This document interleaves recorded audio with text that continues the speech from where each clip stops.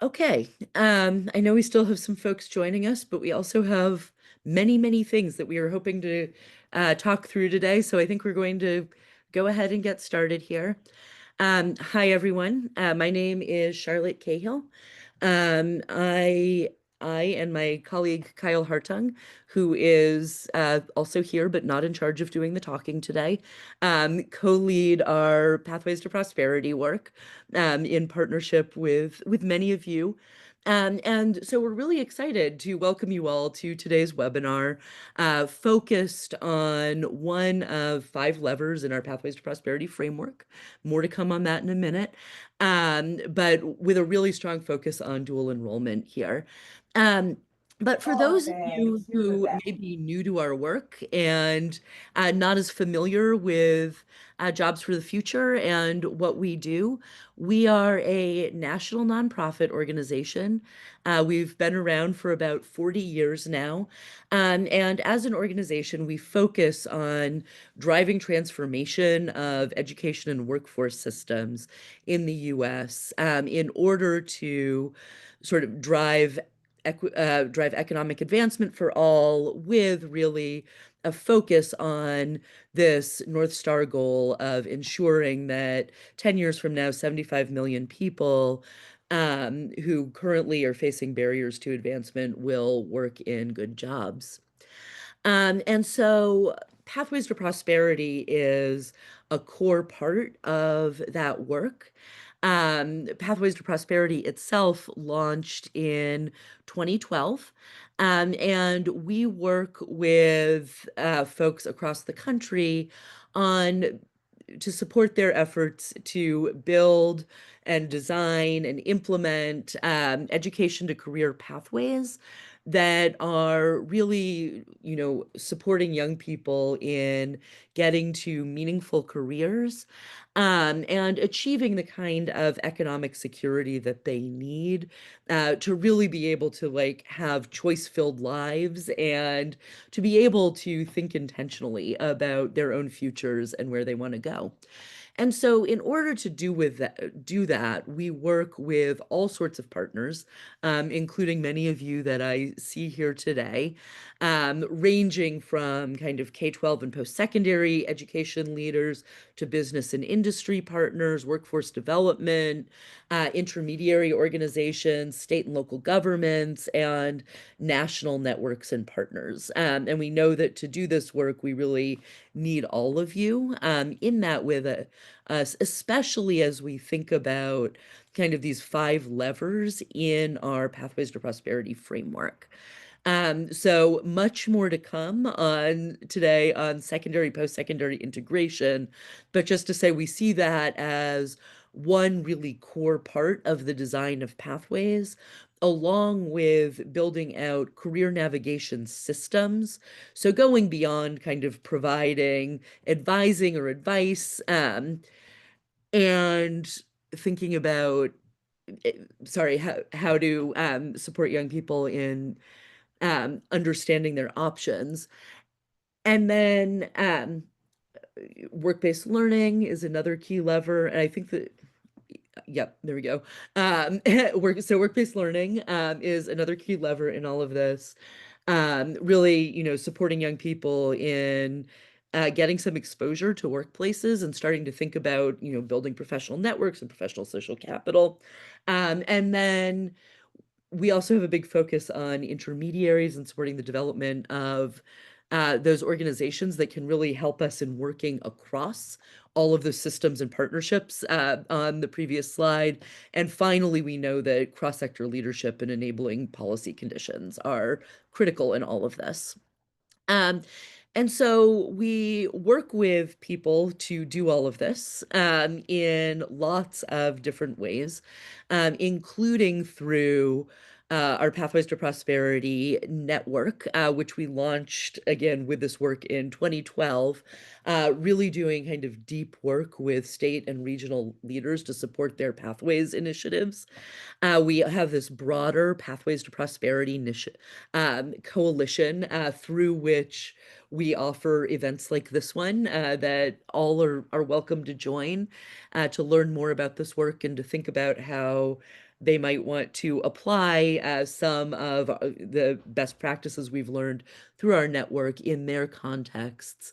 And then we also, work with people on all things education to career pathways, sort of outside of this Pathways to Prosperity construct as well. So with that fast overview, would love to turn it over to my colleague Anna O'Connor, who is one of JFF's resident experts on all things dual enrollment and perhaps the greatest lover of all things dual enrollment at JFF. So with that, Anna, over to you. Hi, yes. Hi, everyone. Excited to talk to you. Yes, it's no lie. Dual enrollment is one of my most favorite things to talk about.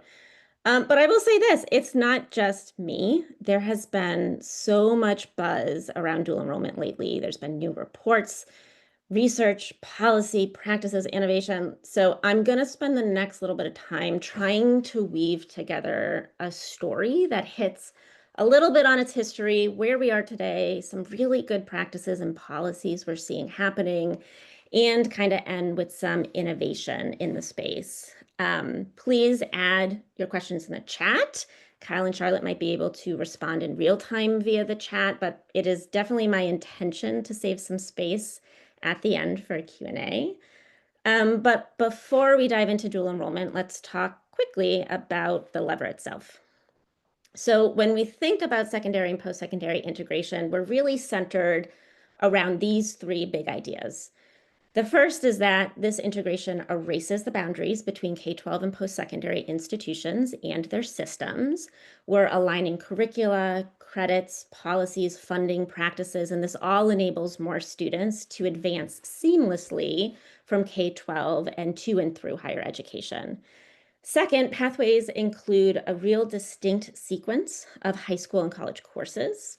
These are starting in ninth grade typically, and they incorporate both rigorous core academics and career-focused learning, and it's all leading toward post-secondary credentials that launch into meaningful careers.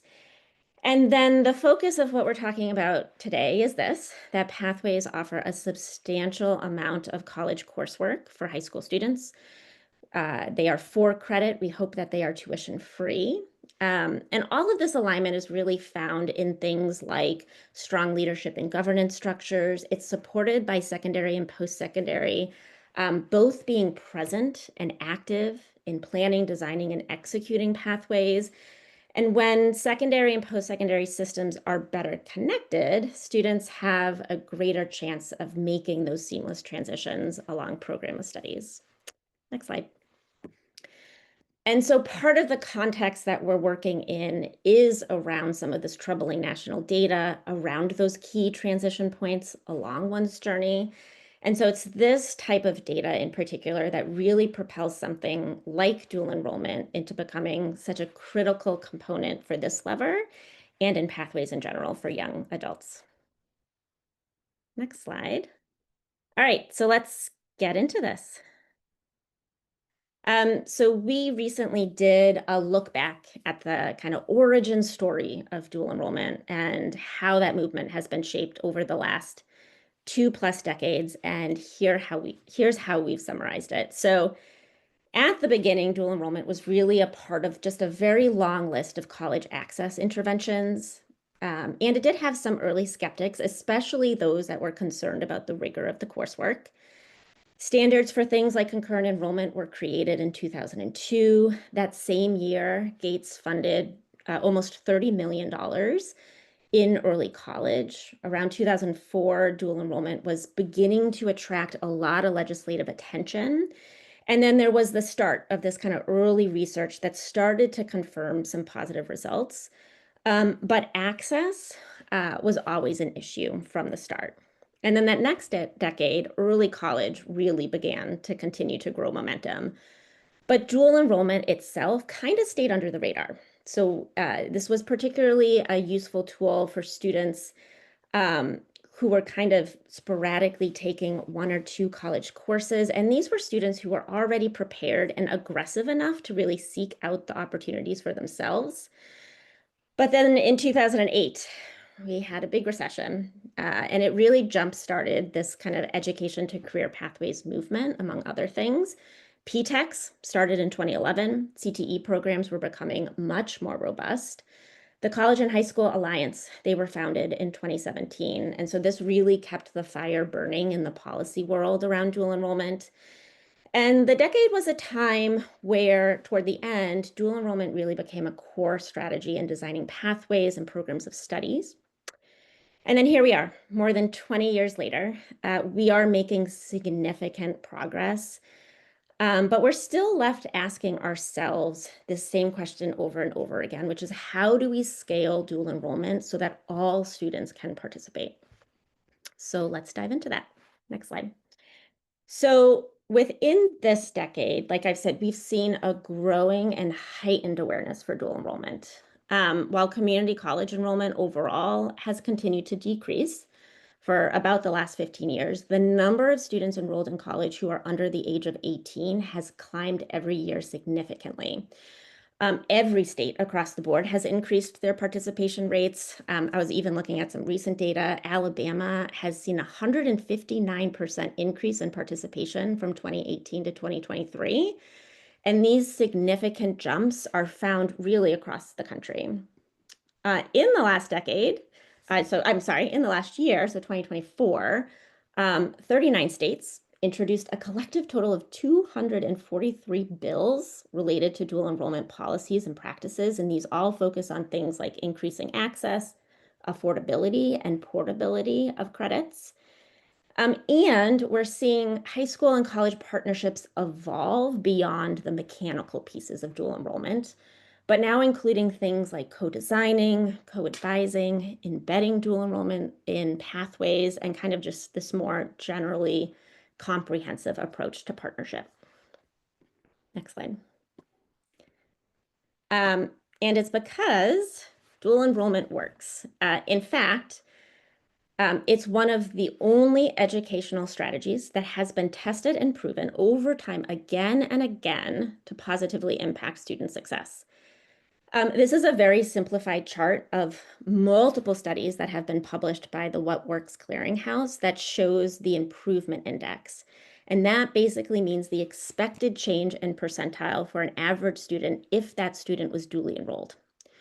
And like I said, these impacts, they weren't just found in one study. Some of these measures, like the first one, which is college attainment, it's actually found in 5+ studies that meet What Works Clearinghouse standards. These are very high standards for evaluation and research. So there's no denying, right, that dual enrollment increases the likelihood of staying and graduating in high school, enrolling, persisting, and graduating college. Next slide, please. So JFF and the College and High School Alliance have been partners for many, many years and are about to publish a new report all about the kind of multi-tiered effect we're seeing in dual enrollment that really does extend beyond just students. And so this is a secret link to that report. You can download some early access here. So in a nutshell, what it's saying is, dual enrollment, it drives high school graduation rates, which is among one of the highest high school accountability metrics in nearly every single state system. And it also provides high schools a chance to expand their academic offerings. So schools are no longer limited just by their teachers, their space that they have at the school. They can tap into the expertise and credentials of college instructors. I'm going to share a little bit in a few slides about how dual enrollment is a college enrollment strategy. Also, students are more likely to succeed in college courses, which then reduces the need for remedial coursework, which saves money. Studies show that states see a return on investment with every dual enrollment dollar that they fund. The American Institutes for Research, they're a big player in the dual enrollment research space, and they have estimated the benefit of taking dual enrollment increases an individual's network by about $33,000 a year. And when people make more money, they pay more taxes. So the community gains financial benefits from students taking dual enrollment as well, which is estimated about $24,000 per year per student in that community. So not only are students academically achieving more, they're also making more money, and the community is benefiting as well. There's been some new reports too, also from the Early College Research Center and SERVE. They just this month put out some new research showing dual enrollment students are also more likely now to be employed and to have higher wages. So I encourage you to check out that report. And of course, we're seeing employers are now able to recruit a more skilled workforce earlier in the pipeline. Next slide. So the other powerhouse researcher that's really been pushing out a lot of great data lately is the Community College Research Center. And here's one of their reports that they published, I think, late last year. And it's the first time that I've actually seen percentages represented this way. These are percentages from the post-secondary perspective. So last year was the first year that every college reported dual enrollment data into the National IPEDS data collection. So that means that it comes with a whole big asterisk around data quality issues that they'll work out over time. But regardless of that, it's the first time that I've seen dual enrollment data as a percentage of undergraduate enrollment. And to me, this is certainly a signal around the shared commitment I see happening in dual enrollment, right? It's not just a high school program, it's becoming embedded into the ways that colleges are operating. Next slide. And you can see that here with the percentage of community college students that are in high school. Dual enrollment is a community college enrollment strategy. Some states, Idaho, Indiana, these are states that have a near majority or more of their college enrollment as dually enrolled students. Next slide. And yet, there are still persistent challenges to access. We see across the country only about 10% of students are participating, the majority being white. There are a lot of challenges for communities, even though interestingly, they enroll about 20% more students than urban high schools. But there's definitely a shared challenge across all communities. Next slide. And even though more rural high school students are enrolling in college courses, they are more likely to carry the cost. And then lastly, students are more likely to enroll if their parents have a college degree, meaning sometimes it's who you know that really matters here. Next slide.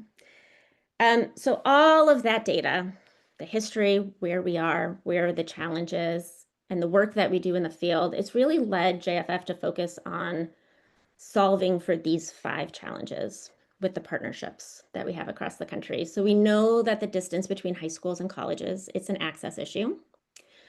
Once students are in college courses, how do we ensure that they are actively engaged through quality instruction? And how do we support them through navigating what it means to be and to thrive as a college student? And how do we scale? And we mean like significantly scale by creating better systems. And then, yes, we want more students completing dual enrollment, hard stop. But we also want to make sure that students are taking strategic dual enrollment courses. So those courses that are proven to open the most doors and lead to meaningful careers. And we want to accelerate students toward those degrees that are promising credentials. And so a movement toward what we're calling no random acts of dual enrollment. So we're also really eager all the time to hear what's happening in the field. So we'd love for you to take this moment, light up the chat, share with us what you, your region, your state has been working on to dismantle some of those challenges that I just shared. What do you hope for and what's in the pipeline for you? So let's dig into my favorite slogan. So one of the most troubling trends emerging from current research is that enrollment patterns within CTE programs or career pathways in general are not aligned to meaningful careers that have a high labor market return. So there's a sizable gap between the supply of graduates and the labor market returns in some fields. And this is why we believe the first step to embedding dual enrollment into pathways is to ensure that the courses are leading to promising credentials, and then backward mapping to understand which courses are opening doors and which ones are accelerating progress toward achievement. Next slide. So we define promising credentials as those that are stackable and portable certifications and degrees that lead to occupations that are meaningful. They offer a family-sustaining wage. By this, we mean that a wage that supports at least one adult and one child, and provide opportunities for growth within the industry. It is then that partners can backward map and identify the right dual enrollment and experiences along the pathway. So the report that's linked here shows how JFF worked with our great partners in the Great Lakes region to do this type of analysis as they build healthcare pathways. So I'm going to kind of use that as an example here. Next slide. So door opener courses, these provide foundational industry exposure. They apply to the highest number of options for post-secondary credentials within the career pathway. The courses are especially beneficial for students who are interested in an industry, but they don't quite know the specific career they want to pursue. Oftentimes, these courses include general ed courses and also foundational technical courses. Like I said, these courses are required by the most degree programs at the college, making them a kind of safe bet to take, even if a young person hasn't formally determined their degree program. So for example, in the report that I shared in the last slide, we found that across all the health degree options at the community college we were working with, Comp 1 was a required course for 21 healthcare degrees, human anatomy for 16, human physiology for 12, elementary stats for 11, and medical terminology for 9. So we would consider those 5 courses I just listed as door opener dual enrollment opportunities. If a student took any one of those courses, there's a really good chance that they'll count toward a degree that they end up pursuing in health. Next slide. But we also know that offering just dual enrollment courses alone doesn't guarantee students are taking courses that move them toward promising credentials. And that's where accelerator dual enrollment courses come in. So again, if I were to go back to the Great Lakes example, of those 5 door opener courses I listed, we found that 3 of those courses also fell under a health degree program that, by using labor market information and analysis, tell us that those are the promising credentials that lead to meaningful careers. So as we think about ways that partners are having conversations about the right type of coursework, this is the type of information that's helpful as they begin to align programs of study. Courses offered should be the most intentional and valuable for students. Next slide. And here's what this mapping can look like. So this is a different example. We worked with our good partners in Dayton, Ohio to develop pathways in Montgomery County across many industries, one being aerospace and aviation, which was a fun one for us because it was the first time we really looked at that industry for pathways mapping. Their college partner, Sinclair College, so they have several certificates and associate degrees in aviation technology, right? So those are across the top. The courses on the left, they're sorted by credit applicability. So the 7 courses highlighted in blue are requirements for at least 5 of those certificates or degrees, or 7, I should say. So we would name those the door opener courses. But again, we analyzed local labor market data and we found that 4 certificates and degrees listed here, those are highlighted in orange, those are promising credentials. So we would consider any courses in those columns as accelerator courses. And where the 2 meet is really where the magic happens, and they're the most strategic, right? So those that are opening the most doors and accelerate students to promising credentials. Next slide. And here's how that map unfolded. You probably can't see all the details, but it is a beautifully mapped pathway. They have many of these in Montgomery County. And there's a lot of considerations when choosing dual enrollment courses, right? Availability of seats, availability of instructors, does it fit within the school schedule? Are there any prereqs? But figuring out if courses are strategic should be one of the considerations in that list. And you probably can't see, but what I can tell you is that in the last slide, there was one of those courses that was identified as the course that opened the most doors and was aligned to the most promising credentials. And they've actually embedded that here as the first class that a 9th and 10th grader would take in this pathway. There's others kind of scattered throughout, but wanted to highlight that one. Okay, so switching gears a little bit, I want to elevate two ways that states have been leveraging their systems to really grow dual enrollment. So since ESSA in 2015, Perkins 5 in 2018, there's been an emphasis on career-focused indicators within state accountability systems. Among all of the indicators in these systems today, dual enrollment is the most frequently included across 42 states. And the next popular indicator is attainment of industry recognized credentials, which is found in 26 states. So dual enrollment isn't just a close tie for first, but it's very much in the lead. And this makes a lot of sense considering the growth in dual enrollment participation in recent years. And a ripple effect of including dual enrollment in accountability systems has been, states better streamlining data collection, embedding dual enrollment in strategic statewide goals, and ensuring that dual enrollment isn't an accountability measure in just one system, but ideally linked across many. And even so, there's still a lot of room to enhance these systems. So of the 42 states mentioned above, only 13 are publicly reporting data that is disaggregated dual enrollment data, meaning that most states are aggregating this with other advanced coursework, things like AP and IB, and this just makes it really difficult to understand how much dual enrollment is driving outcomes. And still, of course, lots of work to do around assessing access and the quality of dual enrollment, which again could make it difficult to identify practices, pinpoint the gaps, or make informed improvements. There are a lot of great state spotlights in an upcoming, soon to be released report from Advanced CTE for the College and High School Alliance. So be sure to be on the lookout for that report. We'll include it in a P2P newsletter when it comes out too. But it really digs into this high level state accountability system and kind of drilling in and highlighting several states.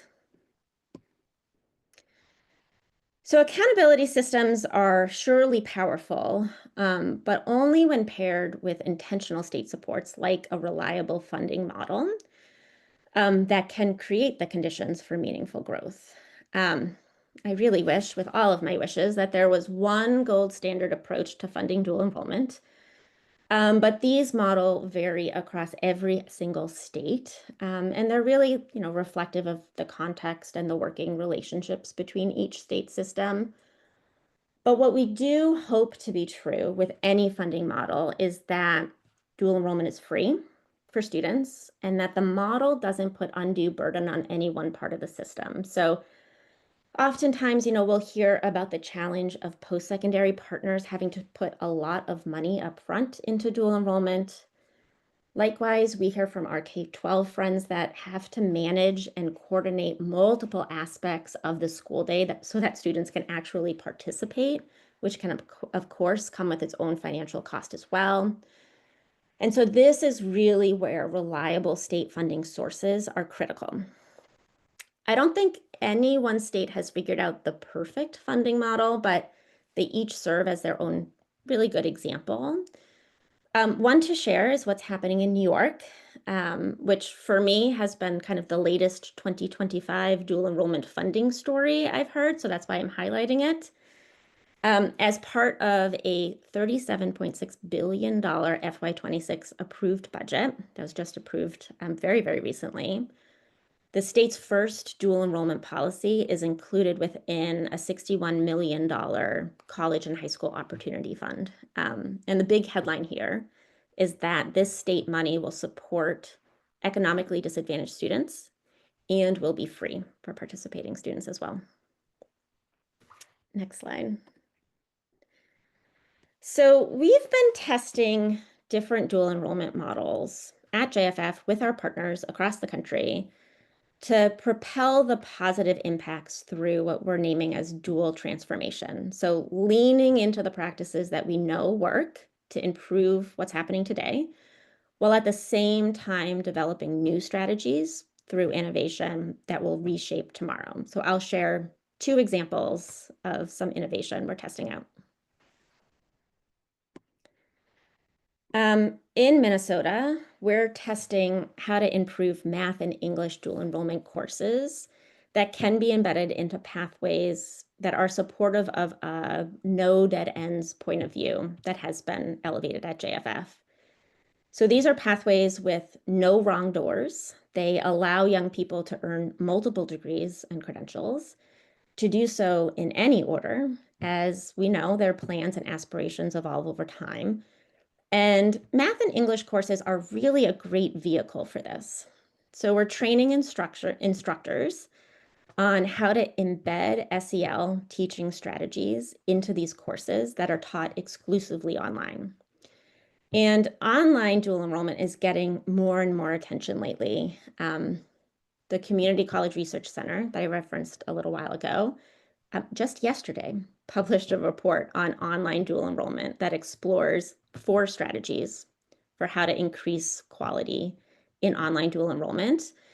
And one of those strategies is about how instructors foster classroom interactions. And that's exactly what we're testing here in Minnesota. Next slide, please. So we're focusing on 4 SEL behaviors and outcomes, which become even more important in a virtual environment. Things like encouraging students to build relationships, have a growth mindset, solve problems, and self-manage their learning and their needs. Instructors are trained on how to embed these strategies, shown here, kind of arrayed on the top, into existing coursework. So the SEL kind of stuff doesn't feel like something extra to do or some extra assignment. It's really embedded into the existing course assignments and teaching and learning patterns. What's been fascinating is in listening to these instructors talk about what they're doing and what they're learning from this pilot, it made me realize how SEL is very likely to have a positive impact on the students' academic outcomes. And these are transferable skills to the workplace.